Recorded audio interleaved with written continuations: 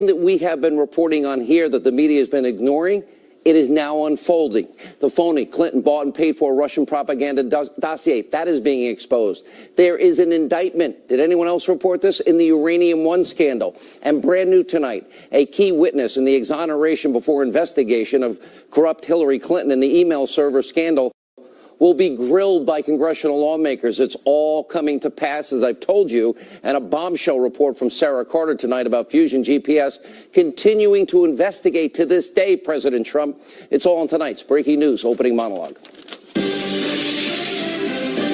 We'll break it down slowly. A big hour tonight. The corrupt, Trump-hating news media, they are dusting off their tinfoil hats, fueling up their black helicopters, and are running absolutely wild with baseless conspiracy theories about President Trump and his great health report.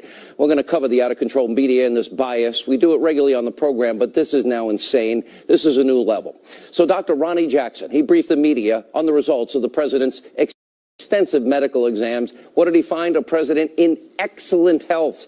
Dr. Jackson is also saying the president that he did so well in a cognitive test and he has normal, perfect neurological functions. No early onset on Alzheimer's or dementia. Now, of course, this did not fit the media and their preconceived fake news narrative that President Trump is crazy, suffering from dementia, early onset, and is mentally unfit to serve, which means in their twisted minds, he needs to be thrown out of office. For 49 long minutes, the media breathlessly, hysterically asking the president's doctor about his mental fitness. They couldn't believe the answers they were getting. He asked for the cognitive test. It's one of the best tests out there. And he passed it perfectly, 30 out of 30. This is something they have been obsessing over. You're going to enjoy this. Watch. Can you assess the president's mental fitness for office? The president appeared to slur his words. Hello, everybody. I'm Jesse Waters, along with Kimberly Guilfoyle, Juan Williams, Dana Perino, and Greg Gutfeld. It's 5 o'clock in New York City, and this is the 5. Things like early onset Alzheimer's or looking at dementia-like symptoms. On what basis would you, and this is just a philosophical question, advise the cabinet that the president is unable to discharge his duties? How does that bar get met? When you analyze his cognitive ability or neurological functions, that is not the same thing as a psychiatric exam or a psychological exam. It is not. You mentioned that you gave the president a cognitive test. Was that the mini mental state examination? Or the Hello, everybody. I'm Jesse Waters, along with Kimberly Guilfoyle. Can you tell us what specific cognitive test you It was given that there's scrutiny of what was overlooked at the time with President Reagan in terms of Alzheimer's and things he was then known to suffer from at a later date? Can you say that whether the test that you ran would exclude any of those things? The president's age in continuing his physicals in the future, will you also continue the cognitive testing? You say that the president was the one who requested the cognitive test, that it wasn't necessarily needed for someone of his age. Did he tell you why he wanted it done? What is your take of all the doctors and clinicians all across the country who have said that in this president they see symptoms of this, that, and the other? Symptoms in what way? Well, symptoms of dementia. Pretty amazing. Now, to reiterate, Dr. Jackson, he told the media that the president is in excellent health and he could easily serve for 2 terms. That really got to them. Now, the only thing wrong, okay, he has moderately high cholesterol. A lot of us do. He needs to lose a couple of pounds. A lot of us do. And, of course, the media, they couldn't stand the good news. They couldn't even believe it. Now, this is what's interesting. They have so convinced themselves in their little bubble that they have. You know, it's like an echo chamber that only they listen to. Endless hours of speculation that the president was unfit for office. So the press conference just continued to go off the rails like I have never seen before. Never before has a doctor been this transparent with the media asking Dr. Jackson about things like the president's Twitter use, his television watching habits, how many scoops of ice cream he has for dessert. Take a look at what supposedly is investigative journalism in this country in action. Take a look. Do you keep a tally of how much golf the U.S. president plays? Some of the president's friends have told reporters in the past that they think he's a germaphobe, that he washes his hands obsessively and is concerned about that. Have you seen any indication of that type of behavior? Does he watch too much TV? I don't. From a sedentary lifestyle sort of perspective, should he cut back on that? you see any evidence of bone spurs, which the president said that he suffered from? Is he limited to one scoop of ice cream now? Do you have any concerns about the president's use of Twitter? No, I don't. Yeah, Twitter doesn't involve me as a doctor. I don't have any concern on that. Does the president wear dentures? You mentioned the dental exam. The president has no partial or dentures of any kind. You said he doesn't drink and he doesn't smoke, and other than the diet issue, did you address drug addiction? Drug addiction? I mean, any other drugs? Yeah, no, he has no drug addiction. We have a lot of people in the studio tonight. They're all laughing. All right, we actually went back and we checked to see if the media ever asked anything close to those kind of questions about Barack Obama's health or any other president for that matter. And the answer, of course, they did not. Now, after that frenzied display, members of the media, they should have their own heads examined. Look, I've said this before. Hating Trump is their heroin. It's their drug. And they're completely hooked on their drug. They're like addicts. The only thing that gives them their fix is attacking the president minute by minute. And the media is so completely, utterly unhinged and deranged. And today's press conference is just their latest episode. Now, ever since President Trump announced his candidacy, you have the blind sheep in the liberal media who live in their own little bubble and bounce their own recycled talking points in their own little echo chamber. They've been rushing to create a new crisis after a new crisis after a new crisis. And their recent hyperventilation has reached extreme levels, even for their pathetically low standards, by the way. It's one crisis, one panic, one total meltdown after another where they repeat the exact same words, meaning NBC, ABC, CBS, New York Times, Washington Post. They use the same commentary until something better can be blown out of proportion comes along. And for the last couple of weeks, let's see, the media's schizophrenia has been on full display. It's gone from a year of saying President Trump colluded with Russians, there's no evidence, to President Trump is going to start a nuclear war. They're not mad that it was, in fact, Bill Clinton that gave North Korea billions and promised it's going to be a good deal for American people. To the media being BFFs with Steve Bannon, you know, they were friends for at least 3 days because he made comments that they liked for once, and then giddiness over Bannon's comments in Michael Wolff's phony book. Now, this is the narrative that now it's Trump's crazy. We should invoke the 25th Amendment. We'll use that to throw him out of office. Russia didn't work. Take a look at this insane coverage that you're getting. And I tell you, media is dead. I told you in 2007. I was more right than I ever dreamed. Take a look.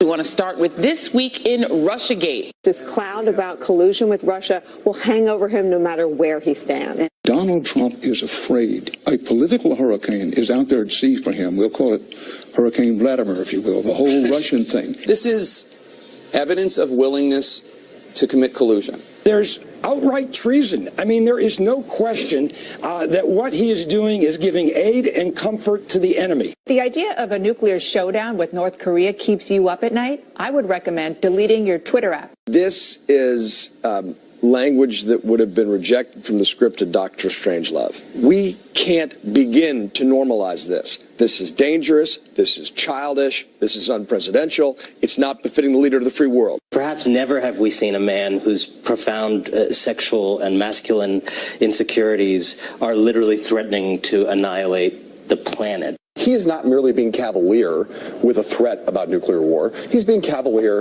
in a way that makes him seem demented. These are the messages from a person who is not well, from a leader who is not fit for office. None of this normal, none of this acceptable, none of this, frankly, stable behavior. Return now to the public rift that broke out today between President Trump and his former chief strategist, Steve Bannon. But if Bannon and Trump are getting divorced, who gets what? This is certainly Trump's kind of bye Felicia moment for Bannon. Wait, Dr. Humpty Dumpty and Dr. Anderson Cooper and Dr. Nicole Wallace. This is hard to keep up with. You see, if you watch really closely, this is how they do it. This is interesting. One person will say in their bubble, he's really demented. No, he's really, really demented. And then the next liberal will say, no, really, really, really demented. And they're talking to themselves. Get how they need their own examination? There's a reason the American people don't watch a lot of these fake news networks. Now, after moving on from these manufactured crises, one after another, the media's new drug of choice is the alleged comments that President Trump made in a heated Oval Office debate about immigration. Fake news, CNN loses it. They need some help. They need some psychiatric help. And according to the Media Research Center, the network literally said on air, shh, hole. I'm not allowed to say it, I'll be honest. I'd say it. Not allowed. 195 times on Friday alone. Take a look. What was your reaction when you heard the president call, African nations holes? It's not clear what he meant by whole countries. Are you shocked or surprised by this? I'm not surprised. In one way, I'm proud. I am a proud holder. No, we are not all created equal. At least not if you are born in, as the president put it, a whole country. The word house instead of whole, as in house countries, not whole countries. I guess he's a holer. Is there a difference if the president said whole or house? Do you think these countries are holes? Donald Trump has turned the Oval Office into a hole. Holers built this country 110 years ago. In addition to the president's comments yesterday, a few more. Whole countries. Whole. Whole country. Rich, do you have any example of any whole country that the president referred to that is predominantly Caucasian? Holers. Holes. Holers. I work for holers. I'm proud to be a holer. I never in a million years thought I would be saying hole on television. What a hole. Fake news network. Now, I wonder if the CEO, soon-to-be scandal-plagued Jeff Zucker and his stenographer Humpty Dumpty are really proud of that coverage. It's pretty pathetic. Maybe I need to do a public service. Maybe I need to send CNN over a case of Xanax, if I can get it legally. And since the media, led by the highly esteemed Drs. Joe Scarborough and his soon-to-be bride, Dr. Mika Brzezinski, since they love to diagnose the president even though they have zero medical qualifications, all right, let me play the same game. I'll step into their echo chamber for a minute, and I'll play their game. Here's Dr. Hannity's prescription tonight. All of you in the fake news network, you desperately, trust me, need psychiatric help. You are all out of touch with reality and suffering from delusional groupthink about the president. And if for some reason you overpaid lazy so-called journalists can't pay for it, I'll help you because I'm probably paid more. And I'll offer assistance. And also tonight, everything that we have been telling you, let's get serious for a minute, is now starting to play out. This is the serious side. They don't talk about forgotten men and women. And by the way, this isn't about me being right, the show being right, even though we are clearly, the team that we have assembled here, the only ones in the media talking about it. It's about what's right for the country. It's about our Constitution. This is what's serious about it. What's right for the rule of law, equal justice under the law. We have been unpeeling the layers of that onion. The Clinton bought and paid for fake news, Russian propaganda dossier. It is now being exposed, and there's so much more to come. We're learning the dossier was used by the Obama administration to literally spy and get that FISA warrant on members of the Trump campaign and a president-elect. This is serious. They've weaponized America's most powerful tools of intelligence to go after an opposition party in an election year, and then, of course, a president-elect. We have a massive development tonight in the Clinton email server scandal. Washington Examiner reporting that the chief of staff and senior counsel to the FBI director, Christopher Wray, will be grilled by House lawmakers about the corrupt Clinton email investigation. Oh, I thought that was dead. And that's huge because Rybicki, who's the one that's going to be grilled, was one of 3 people that James Comey sent his original statement that exonerated Clinton, before they investigated, and 17 other witnesses and Hillary Clinton hadn't even been interviewed for. How do you write an exoneration before investigating? Yeah, this is serious. The same statement where Comey and his minions changed the word twice from the legal standard, gross negligence, which would mean Hillary Clinton broke the law, and actually put in there that, foreign entities got a hold of this. And then they changed it to extreme carelessness. And they used as a justification all of this to let Clinton walk free. We know she committed felonies. That's serious if we have equal justice under the law. And then Comey and his little minions also altered the original conclusion. It was reasonably likely that Clinton's server stored in the bathroom of a mom-and-pop shop closet was hacked by hostile actors. Top secret, classified, special access program information, all hacked. And yet the fix is in before they investigate. And now we're learning more and more about how top officials at the FBI covered up evidence that Hillary Clinton committed crimes and put our national security, your national security, at risk. And just like with everything else we have been telling you that the media ignores, it is only the start of much bigger things that will be coming. I promise you. This will rival the worst scandals by far in American history. It's that severe. And there's other breaking news tonight. Sarah Carter reporting the Fusion GPS, you know, the firm that Clinton bought and paid for the fake news Russian dossier that was used to get the FISA warrant, to dig up dirt on President Trump, candidate Trump.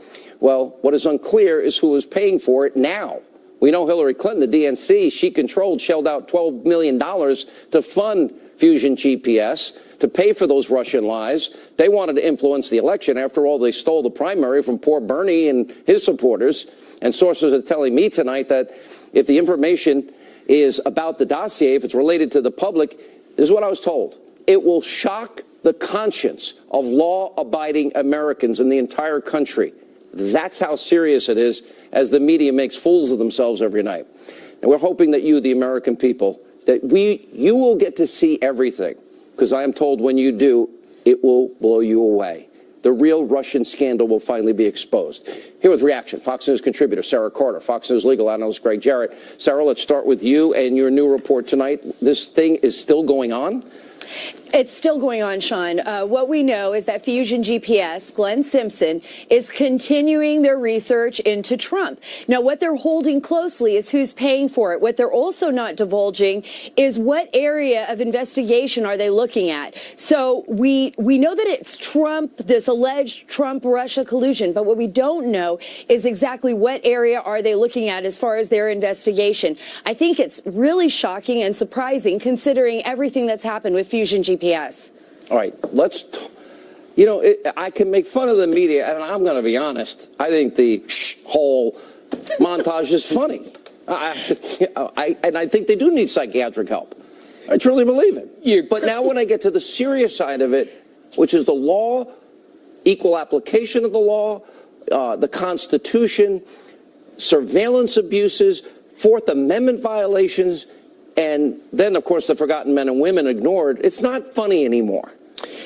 The worst is the changing of Comey's exoneration statement that initially found Hillary Clinton had violated the law and committed crimes. Critical wording was changed by a handful of people. We know already Andrew McCabe apparently was involved in that. After withering cross-examination before Congress 2 days later, he made it be known he's quitting before being demoted or fired. Next in line is James Rubicki. We learned that today. He'll be questioned. After that, Lisa Page, inevitably Peter Strzok. These are the individuals who appear to have unduly influenced James Comey, and maybe he did it wittingly, to exonerate Hillary Clinton in the face of overwhelming evidence. They did it purposefully. You don't write an exoneration. Sure. Before an investigation. You do not do it. And the media, if they had an ounce of honesty, if this was Donald Trump that had an exoneration and no investigation, they really would need that box as annex. Comey initially wrote that the sheer volume of classified documents on an unclassified server in the basement of her home was evidence of gross negligence. Somebody changed it. Congress needs to get to the bottom of it. You can't count on somebody like Mueller to investigate that. He's got his own political agenda. Sarah, I heard the words, what the House intelligence community was handed by the Department of Justice. And there's 1.2 million pages of materials that was handed over by the IG to Congress. This is after a year's worth of investigating. The words I got were, it will shock the conscience and the soul of this country. Unfortunately, that is the words I'm hearing as well. I mean, we know how extensive this is, and some of the questions we need to be asking, I think Greg brought up some really important points, but some of the questions they want answered is, did the FBI know when they went to the FISA courts to get a warrant to investigate Trump that the DNC and Hillary Clinton campaign were behind the payment of this dossier, which is unsubstantiated, which is salacious, the majority of which is unverified? Did they know? And if they didn't know, shouldn't they have known? And what parts of those dossiers were used to get this warrant? These are huge questions, Sean, because all of that led to spying on Trump and his campaign. And those are real stories with real connections that the media should be investigating. And I think that's what's so disappointing. Glenn Simpson took no steps to verify the dossier that he arranged and helped pay for with Hillary Clinton and Papadopoulos in the New York Times talked about four-way hearsay. And now he's trying to make up for it belatedly. Well, you can't, because on its face, the document is a farce. It was a pure fabrication, multiple hearsay, no direct evidence. Four-way hearsay. Would that ever be admitted in a court of law? Absolutely not. Not even double hearsay. Thank you. Funny but serious, and we've got so much more to come. We have an unbelievable show tonight. Eric Trump next, and so much more. Stay with us. Explain to me how a guy who eats McDonald's and fried chicken and all those Diet Cokes and who never exercises is in as good a shape as you say he's in. It's called genetics. I don't know. It's some people have, just great genes. I told the president that if he had a healthier diet over the last 20 years, he might live to be 200 years old. Is he limited to one scoop of ice cream now? I don't limit his diet at all. I just I make recommendations. Does he watch too much TV? I don't. From a sedentary lifestyle sort of perspective, should he cut back on that? I'm not going to comment on that. I mean, I might comment on that if that were my 5-year-old. I might tell you they watch too much TV, but I'm not going to, the president, he can watch as much TV as he wants. Media couldn't believe the reaction today. That was the president's position. Rear Admiral Ronnie Jackson answering the mainstream media is insane. And I mean literally insane. I mean, they need psychological help, psychiatric help, questions about the president's health. Here with the reaction now from the Trump Organization, President Trump's son, Eric Trump. There's a part of this is funny, but it's not funny because they, in their little bubble echo chamber, have convinced themselves. And your dad asked for a cognitive test, which apparently was one of the hardest ones that is. And he aced it. 30 for 30. It's insane. First of all, I think the Admiral did an amazing job. I do too. Second of all, I mean, does he watch too much TV? Does he eat too much ice cream? Are you kidding me? By the way, if I look around that room, half of the people that were in there, I remember from the campaign. Yeah. And I remember them sleep deprived, drinking cases of Red Bull because they couldn't keep up with your father. As he was on his 7th speech of the night, they were in the back, not speaking in front of 30,000 people 7 times in a row in 4 different states. They're totally falling asleep. They can't keep up with him. I mean, my father, first of all, I've never seen the man with a cold. Second of all, he has more energy than any person I have ever met in my entire life. He will outwork anybody. He stays up. I mean, the guy is incredible. I mean, I watch the charade and I say, give me a break, guys. I mean, but it's been nonstop. I've listed your dad's accomplishments for the first year. 81 phenomenal. Promises made, promises kept, just regulations alone, energy independence. He got his tax bill done, ended the mandate, and more finally open. Somebody did it. These are huge accomplishments. And nothing. You see the economic boom that is unfolding before our eyes, and they're upset that a president is healthy. Yeah. Excellent health. With that result, watch as much TV as you want. Eat as much ice cream as you want.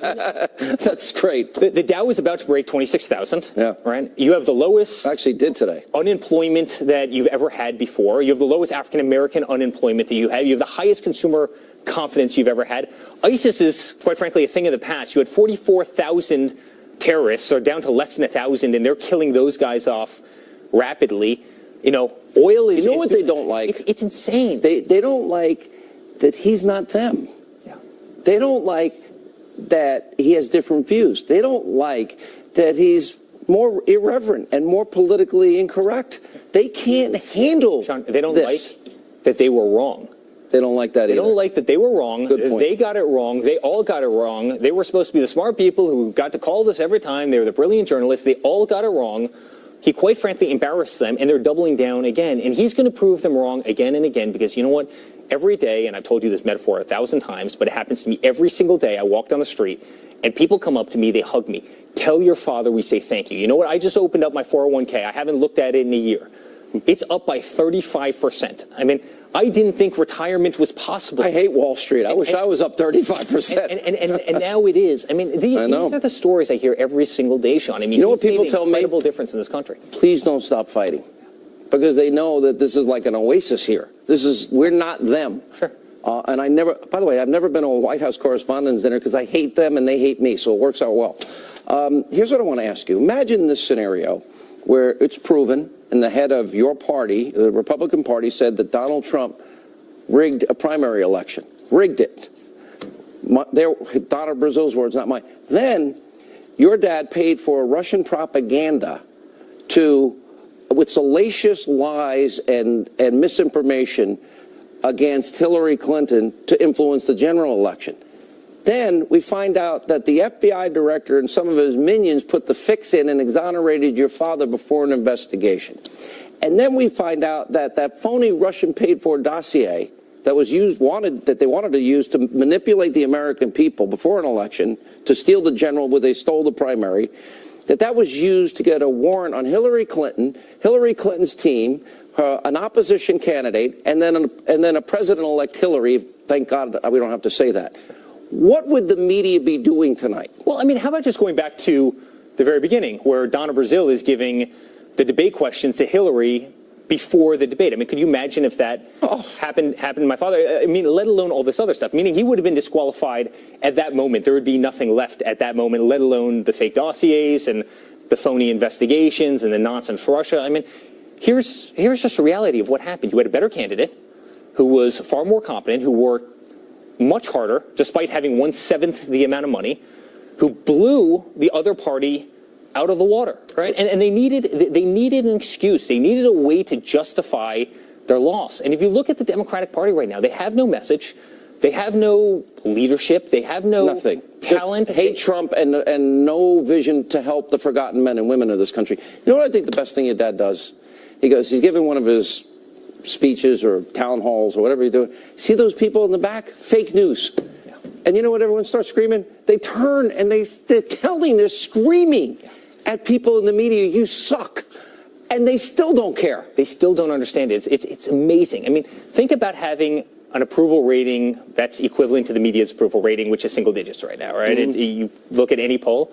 I mean, wouldn't you want to change course? And maybe this is a business guy in me.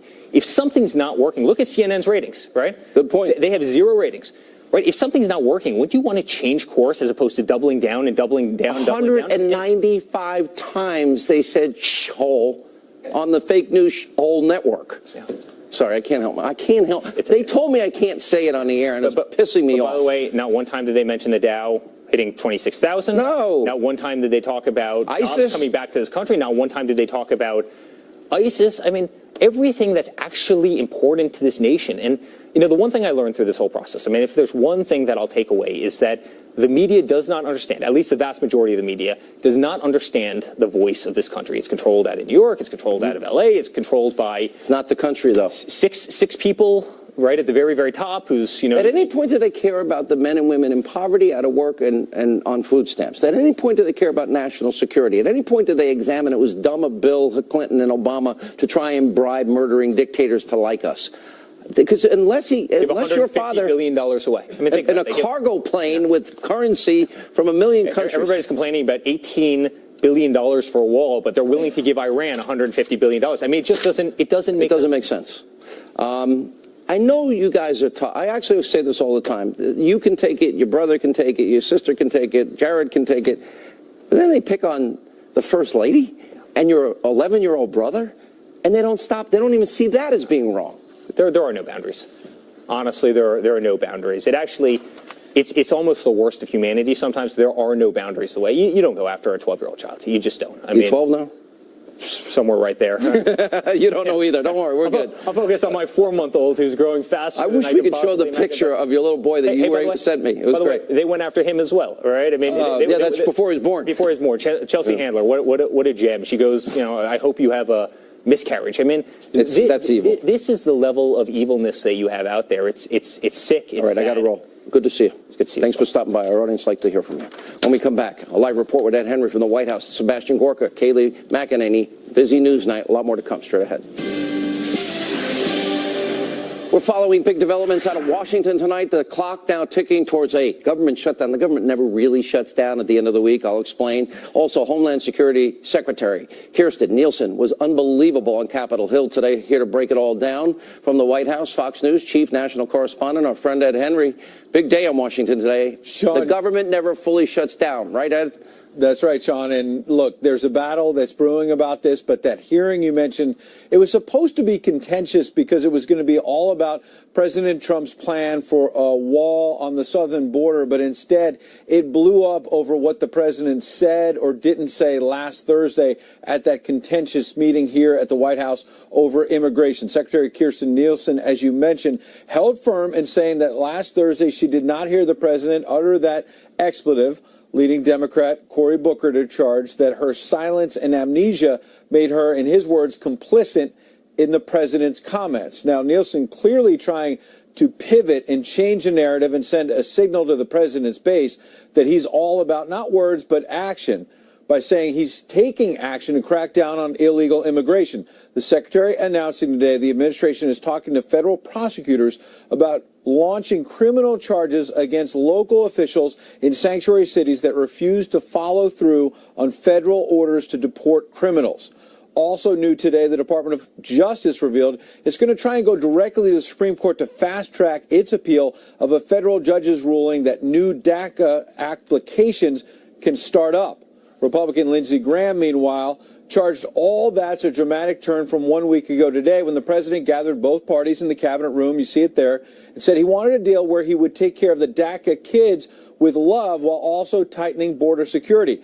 But Graham charged that last Thursday morning around 10 a.m., he and Democratic Senator Dick Durbin called over to the president to read him out on a bipartisan deal they were putting together. But by the time they made it to the Oval Office around noon, someone on the White House staff, Senior Advisor Stephen Miller or someone else, had convinced the president to turn against a deal. Graham today lashed out about that. Something happened between 10 and 12, and I like Secretary Nielsen. She's a nice person. And we'll get to the bottom of this, but here's what's going to matter. How does it end? How does it end? Does it end with the government shutting down? We cannot do this with people in charge at the White House who have an irrational view of how to fix immigration. But new tonight, a senior administration official fired back to me that is not how it played out. This official said Graham and Durbin, in his words, begged for an Oval Office meeting to present their own deal that went around a framework that House Majority Leader Kevin McCarthy had been working on. This official declared that Graham, quote, tried to sabotage the framework. Nobody knew what was in the damn plan, this person said. The president was frustrated and hit Graham with questions, and Lindsey had no answers. The president shut him down. So the bottom line is it's gotten very contentious on immigration, leading to questions about will this lead to a government shutdown? As you noted, that's unlikely to happen. And in fact, a top official here at the White House tonight told me they're willing to call the Democrats' bluff. If the Democrats are willing to shut down the government over a clean bill on DACA, this White House is prepared to let Democrats do that, Sean. And the government never shuts down. Essential employees stay in place. Other people get a furlough. Then they get all their money back on a free vacation. That's just the facts. Ed, thanks so much. We appreciate that reporting. Fox News national security strategist Sebastian Gorka joins us now, as well as the author of the brand new best-selling book. It's called The New American Revolution, The Making of a Populist Movement. RNC spokesperson Kayleigh McEnany is with us. One thing I will say about what Ed was just discussing, I know Dick Durbin called the president. I know Dick Durbin said we have a deal. But Dick Durbin only had a deal with Lindsey Graham. Nobody else was in the deal. And then Lindsey Graham and Dick Durbin, Dr. Gorka, they come out with their statement, then contradicted by other people, so I wasn't there. Well, we all know Dick Durbin's rather elastic relationship with the truth. At the end of the day, it's a very simple equation. We have half of the congressmen and women on Capitol Hill who will do whatever it takes to block this president. And let's just translate that into what it means in terms of policy. They don't want to secure the border. They don't want to reform immigration. They want to maintain this Russian roulette of the diversity lottery. They want to maintain chain migration. Remember the New York attacker on the bicycle path, a terrorist that was able, through chain migration, to sponsor 23 people to come into this country. And let's go even further. Tax reform. How many Democrats voted for tax reform, Sean? None. It comes down to this. We have one party, the DNC, that wants Americans to suffer. All the good things the president has done, they are trying to block. And at the end of the day, it's un-American. And Kayleigh, the deal was really simple because 5 years ago, a lot of these same Democrats are on record saying we've got to secure the border, voting for 700 miles of the wall, which the president wanted 5 years ago. They're such hypocrites. Then we're going to end chain migration, which was a big report out by the Department of Homeland Security. That's where a lot of our problems come from in terms of security in this country. And also they wanted merit-based immigration policies. The Democrats don't want DACA because they want it as an issue in 2018. Isn't that what's really going on? That's exactly right. They want to run on this in 2018. And you're so correct to point out their hypocrisies. They once cared about the border. They do no longer. But you know what? I want to say to Kamala Harris and Nancy Pelosi, you sit on that cozy little congressional platform deriding the Trump administration for wanting to secure the border. Have you sat across from Susan Oliver, from Jessica Davis, who lost their police officer husbands to an illegal immigrant who crossed the border not once, but twice and had multiple felonies, and who today, Sean, in a court in Sacramento said, I wish I could have killed more of those beep expletives. That's the type of people we're dealing with here, and they can sit on their cozy perches, but there's a human toll to the policies you implement from on high. All right, let me go back to Dr. Gorka. You know, we have what is told to me will shock the conscience of America in terms of what the House Intel Committee has in their possession. We've got to get it out. Adam Schiff raced tonight to say, Steve Bannon would talk about this. And I'm like, is he allowed to do that? Dianne Feinstein leaks Fusion GPS, all the testimony. Imagine if Devin Nunes did it, what the reaction would be. And then you see the media hysteria. Oh my God, the president's healthy and he doesn't have early onset and he doesn't have dementia, and they like had a fit today. As my good friend who has the best radio show in D.C., Chris Plant, says, if the left wing didn't have double standards, they'd have no standards at all. What is it about the last 11 months that these people don't like? Are they against making this nation safer? Yeah. Are they against the 2,600 Dow rally? It makes no sense. It's just politics for the sake of politics. Right. But the good news is Americans see through it. Thank you, Dr. Gorka. Kaylee, congratulations on the book. It's doing so well for you, and you deserve it. When we come back, we'll look at the corrupt media straight ahead.